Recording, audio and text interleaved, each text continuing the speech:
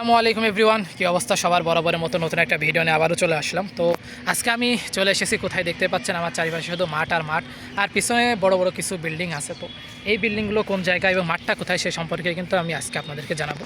তো আমি সর্বপ্রথম বলি, আমি যে মাঠে অবস্থান করছি এটা হচ্ছে ঝিনাইদহ সরকারি যে গভর্নমেন্ট বয়েজ স্কুল বলে সেই স্কুল, অর্থাৎ বালক বিদ্যালয়, সরকারি বালক বিদ্যালয়।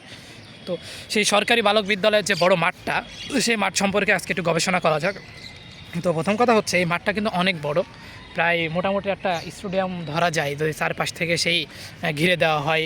আর মাঠের মাঝখানে যদি এসব এই যে গাছপালা না থাকে, যে পিছনে গাছপালা আছে, এসব যদি না থাকে মোটামুটি একটা বড় একটা মাঠ বলা চলে, ঠিক আছে। তো সর্বপ্রথম এই মাঠের যে লোকেশন সেটা আমি আপনাদেরকে একটু জানাই। এই মাঠের লোকেশনটা হচ্ছে ঝিনাইদহ পায়রা চত্বর আসবেন, পায়রা চত্বর এসে হামদমুখো আসবেন, অর্থাৎ পায়রা চত্বর এসে যে কোনো রিক্সাওয়ালা ইজি বাইকওয়ালাকে আপনি যদি বলেন যে আমি বয়েজ স্কুলে যাব, তো আপনাকে নামাই দিবে। বা আপনি যদি বলেন হামদর দিকে যাবো, হামদর দিকে যেও কিন্তু আপনি বয়েজের যে গেটটা সেটা দেখতে পারবেন। তো এই মাঠে কিন্তু অসংখ্য অসংখ্য ছেলেপেলে খেলাধুলা করে। বিশেষ করে আমার পিছনের যে ওই যে বড় মাঠগুলো দেখতে পাচ্ছেন, ওইখানে অনেক লোকজন খেলাধুলা করে। আবার এই সাইডে আছে, এই সাইডেও খেলাধুলা করে।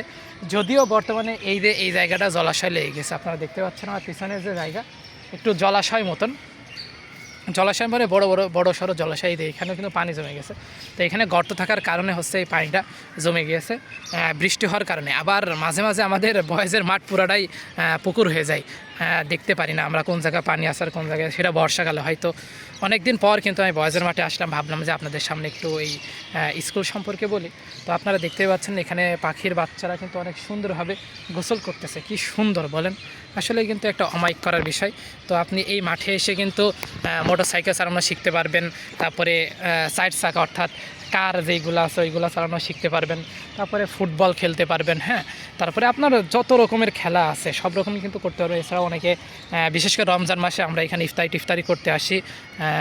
এর পাশাপাশি আর কি থাকতে পারে আপনাদেরকে আর কি জানাই, এই যে আমাদের ইসের পিছনে একটা হচ্ছে মেহগনি বাগান আছে। যখন খেলাধুলা করে ছেলেপেলেরা তখন কিন্তু এইখানে এসে রেস্ট করে। ওইদিকেও মাঠ আছে, এইদিকেও বড় বড় গাছ আছে। তো সব মিলাই কিন্তু আপনারা দেখতেই পাচ্ছেন আমাদের যে অবস্থা, মাঠের চারিপাশটা দেখাইলে অনেক সুন্দর লাগছে। মানে পিছনটা দেখলে আপনারা বুঝতে পারছেন কত বড় মাঠ। হ্যাঁ, আমি তো মাঠের একটা কোনায় দাঁড়াই আছি। তো সব মিলাই কিন্তু একটা ভালো একটা পরিবেশ। তাছাড়া আজকে ওয়েদারটাও কিন্তু দারুণ ছিল, কারণ হচ্ছে আমি দেখতে পাচ্ছি এখন একটু মেঘ আবার একটু রোদ, সব মিলায় ওয়েদারটা ভালো।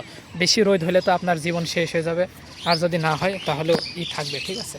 তো আমাদের বয়েজ স্কুলে একটা সুন্দর একটা আছে, টাওয়ার আছে। এই টাওয়ারে হচ্ছে কি টাওয়ার আমিও জানি না, অনেকে টেলিফোনের টাওয়ার বলে, অনেকে ফোনের টাওয়ার বলে, আসলে জানি না। আস্তে আস্তে ইনশাল্লাহ মাঠটা অনেক ভালো হবে। তো এভরিওয়ান, ভিডিওটা এই পর্যন্তই। কেমন লাগলো আমাদের এই সুন্দর মাঠটা অবশ্যই কিন্তু কমেন্টসের মাধ্যমে জানাবেন। দেখতে পাচ্ছেন।